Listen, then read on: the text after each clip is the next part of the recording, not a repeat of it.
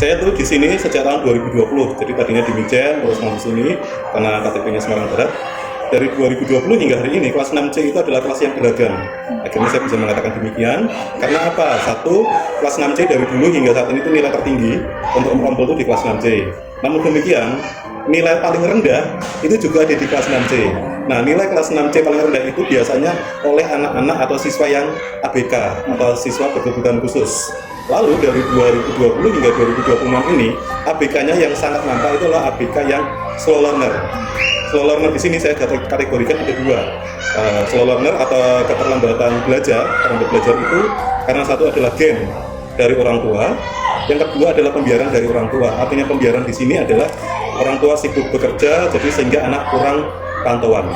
Jadi untuk kelas 6C dari 2020 hingga 2026 ini untuk ABK-nya fokus pada slow learner atau keterlambatan belajar seperti itu.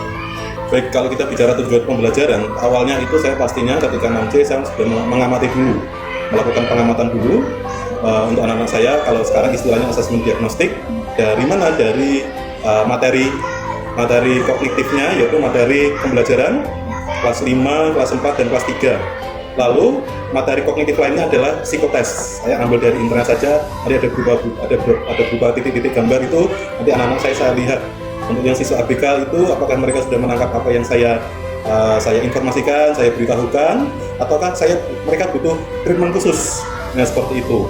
Ya, biasanya ada ice breaking, ya, lalu kemudian ya ice breaking ya terutama ya, terus cerita-cerita.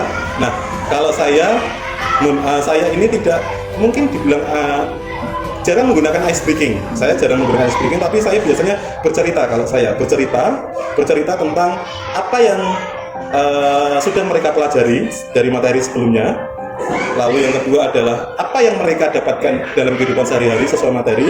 Lalu yang ketiga yang saya dapatkan atau yang saya alami sendiri. Nah, kalau kita ngomong siswa ABK, umpan baliknya itu nggak bisa seperti siswa biasa. Umpan balik yang kita terima itu adalah respon saja mereka. Kamu sudah belajar hari ini, kamu jelas nggak? Nggak jelasnya apa? Kenapa? Biasanya saya tanya, belajar matematika kamu capek nggak? Capek Pak, karena udah selesai gitu aja. Jadi nggak bisa yang lebihnya itu nanti jadinya kemana-mana. Jadi tetap saya harus fokuskan dengan cara yang sederhana saja seperti itu. Oke, modifikasi penilaiannya tetap sama seperti biasanya, hanya untuk yang siswa ABK saya ada catatan khusus untuk mereka. Jadi mereka sudah ketercapaian KKM-nya mereka sudah belum untuk ABK. Nah, belumnya kenapa? Itu ada catatan khususnya seperti itu. Jadi ada keterangan tambahan kalau saya pribadi seperti itu. Namun kan tetap karena penilaian itu sifatnya adalah umum satu tidak bisa diubah, yaitu mereka tetap ikut secara global. Namun ada catatan khusus dari saya seperti itu. KKM juga diperbedakan ya Pak? Untuk saya pribadi ya, tapi kalau umum tidak bisa. Ya. Kalau untuk anak, kalau pemahaman saya untuk sekolah ini memang sekolah ramah anak ya, jadi aman untuk siswa yang tidak ABK maupun yang ABK, untuk kelas juga untuk ruang laboratorium dan ruang perpus. Nah seperti itu, jadi ruang ramah untuk anak-anak itu pasti ada.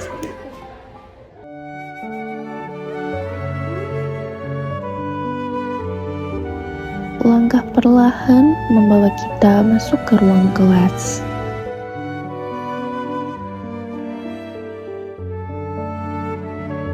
Guru terlihat mulai mengajar dan menjelaskan materi dengan penuh perhatian.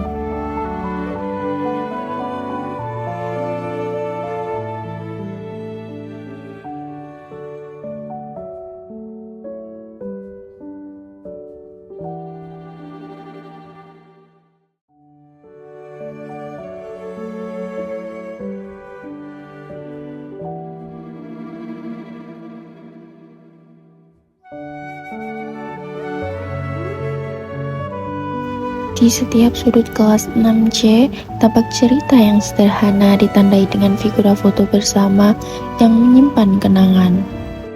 Tak lupa, media pembelajaran hasil karya anak-anak yang penuh makna. Guru kemudian membimbing murid-muridnya yang terindikasi membutuhkan bantuan dengan penuh sabar, sekaligus mengatur jalannya pembelajaran agar tetap tertib dan nyaman.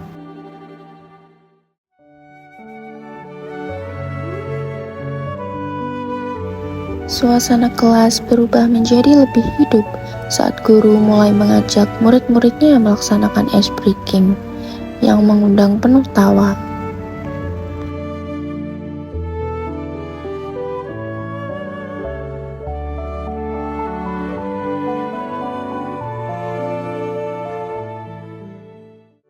Di momen tersebut, terlihat bahwa anak berkebutuhan khusus bersama teman-temannya merasa senang menikmati kebersamaan, hingga pembelajaran terasa lebih nyaman dan hangat.